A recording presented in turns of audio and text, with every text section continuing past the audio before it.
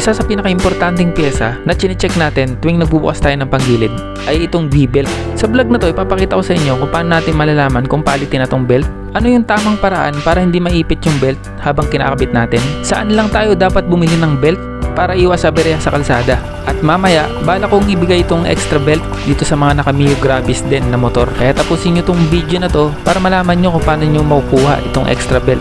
So lahat ng yan pagkatapos itong intro. Travel, tutorials, review, basic maintenance, delivery rider. So ihanda muna natin ang mga gagamitin natin. Siyempre itong belt. Ito mag-change oil nga pala din tayo. Sasabayan na rin natin. Itong Y-tool. Itong pambukas ng crankcase 8mm ang size. Saka itong 24mm. Saka itong 17mm na socket wrench. So may mga ginawa na rin naman tayong video about sa paano magbukas nitong panggilid nitong Yamaha Mio Gravis. Ito ilalagay ko na lang sa taas yung video na yun. So napaka-importante na magpapalit tayo ng belt, no? Kasi ito, ang belt natin may limit lang. Nasa 30,000 kilometers dapat palitan na natin. Lalong-lalo na kung ginagamit nyo pang hanap buhay. Pero kung ginagamit nyo lang naman pamalengke or bahay palengke, malalapitan lang yung mga biyahe nyo, pwede na kahit 40,000 kilometers, pwede nyo nang palitan. Ako kasi nagpapalit ako ng belt every 30,000 kilometers. Ito ginagamit ko pang hanap buhay itong motor ko. So ito, nabaklasan na natin itong crankcase cover. Baklasin na natin itong torque drive side. Gamitan natin ng Y-tool. Saka itong socket na size 24mm. Then dito naman tayo sa may pulley side. Gamitan ulit natin ng Y-tool. Tapos gamitan natin ang socket wrench na size 17mm. At mababaklas na natin itong lock nut nya. So tanggalin muna natin itong drive base. Saka itong bell. Alisin muna natin itong washer. Tapos aalisin na natin itong belt. Saka itong torque drive. Para ma-check na natin itong belt natin kung anong itsura nya, no? After 30,000 odo. So ito yung torque drive. So sa pag-check na itong belt, tingnan muna natin kung meron siyang malalalim na crack. Kasi alam naman natin pag may mga crack na, lalo na pag malalim, medyo malapit na siyang maputol, no? Lalong-lalo na kung ang belt na binili nyo ay hindi galing sa kasa. Dahil yun, OEM lang o tinatawag na Original Equipment Manufacturer. Mas preferred ko na bumili kayo ng belt sa kasa, yung genuine. So yung mga ganun galing sa kasa, hindi kayo mapuputulan ng belt nun. Tulad ng nangyari sa isang ito, no?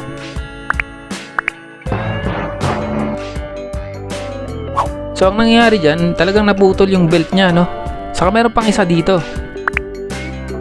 So ito, hindi nga naputol, pero naubos naman yung pinaka-rubber nya, no? Kaya ang importante, sa kasa na lang kayo bumili ng belt para masigurado nyo na genuine o matagal lang buhay ng belt natin. Ito, nakabili tayo sa kasa sa halagang 500 plus. Kasi yung mga OEM, ang mga price nun nasa mga 250 lang eh.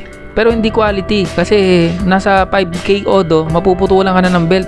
So ito, bumili tayo sa Yamaha. Ngayon, ikakabit natin to. So ang tamang paraan sa pagkabit ng belt ay ito, para hindi maipit at hindi masira yung sigunyal natin, no? Yung mga ngipin ng sigunyal. Saka dapat nakaharap tong pangalan para hindi siya mapagpag, ano. So unang gagawin natin, ibabalik muna natin tong washer saka itong drive base. Tapos hihigpitan na natin yung lock nya, lalagyan na natin ng lock. Saka natin lalagay yung belt. Pero may mga motor kasi na pagka nilock mo to, hindi na magkakasya yung belt dyan, na hindi mo na may ilalagay. So ang gagawin nyo, ilagay nyo na yung belt, isabay nyo, saka natin hihipitin dun sa torque drive. Sa sitwasyon kasi na itong motor ko, kahit ilak mo na itong pulley drive base, pwede mo pa isampa yung belt dyan kasi meron siyang puwang dyan, oh, na magkakasya yung belt. So yan, nalak na natin. Ito, pwede na natin ipasok yung belt ng ganyan. So hindi siya may ipit, no? Dahil na-secure na natin yung lock eh. Hindi may ipit yung belt. So hindi na masisira yung sigunyal natin, yung mga ngipin ng sigunyal. So once na naunan nyo na yung pulley drive base, dito na tayo ngayon sa torque drive. Ikakabit natin tong belt. So ang gagawin naman natin dito, iipitin natin yung belt tapos pupuwersahin natin na maisagad natin siya dun sa pinaka loob, no? So may nagtanong din sa akin, no, paano kung ang center spring mo ay matigas at hindi mo maipasok yung belt diyan sa pinakadulo? So ang gagawin nyo, pupuwersahin nyo pa rin. Kunwari naka 1,500 na center spring kayo, so napakatigas nun. Wala, pupuwersahin nyo talaga para maisagad nyo yung belt doon sa pinakadulo at para pumasok siya. So ganyan ako nagkakabit ng belt para hindi maipit at hindi masira yung sigunyal natin. Kasi once na naipit yan, mabubungi yung sigunyal, masisira yung thread ng lock nut natin, papagpag yung belt, so doon na magkakaroon ng lost thread at pwedeng ikasira ng pulley drive piece natin. Ito yung time na napakaingay ng panggilid natin o malakas na yung vibration, lumalakas yung vibration yan pagpag yung belt at wala sa align yung pulley drive piece, no, dahil sa ipit na belt. So ito yung sinasabi ko sa inyo kanina, no. Bala kong ibigay itong pinagpalitan ko na belt. Ito goods na goods pa, maganda pa, 30,000 odo, wala pa akong masyadong malalim na crack. So okay na okay pa to. So original genuine to ng Yamaha. Preferred ko sana yung isang delivery rider din. Ang mechanics natin, syempre dapat subscriber kayo. Paki-comment na lang sa baba kung bakit dapat mapunta sa inyo tong pinagpalitan na belt. Saka kung taga saan kayo. So preferred ko taga Quezon City rin para medyo malapit, no. Saka kung medyo malayo kayo, ipalalamove na lang natin kung gusto nyo. Sagutin nyo na lang yung delivery fee. Ginawa ko to dahil para makatulong na rin, lalo na sa mga nagdi-deliver. Syempre alam naman natin na medyo may kamahalan tong belt, lalo na pag genuine. I-comment nyo na lang sa baba, mag-reply naman ako, no. So ayun, kakabit na natin to.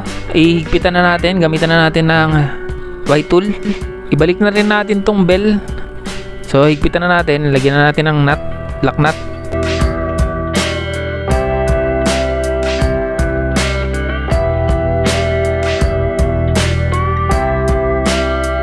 So ito, nakabit na natin lahat. So iti-testing natin yung magiging itsura niya pagka bago.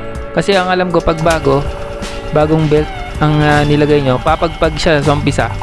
Pero katagalan, mabibreak in yan, gaganda yung play niyan, gaganda yung takbo niyan, at hindi na siya papagpag, no. So ganyan lang siya sa umpisa. So after mga 2 to 5k odo, siguro gaganda na yan.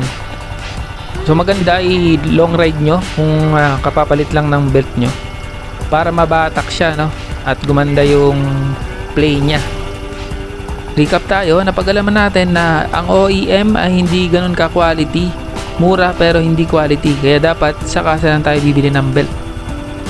At saka yung wastong pagkabit na itong belt para hindi maipit at hindi ikasira ng buong sigunyal natin. At hanggang dito na lang itong vlog natin. Maraming salamat sa mga nanood. Kita-kits tayo sa next video. Thank you!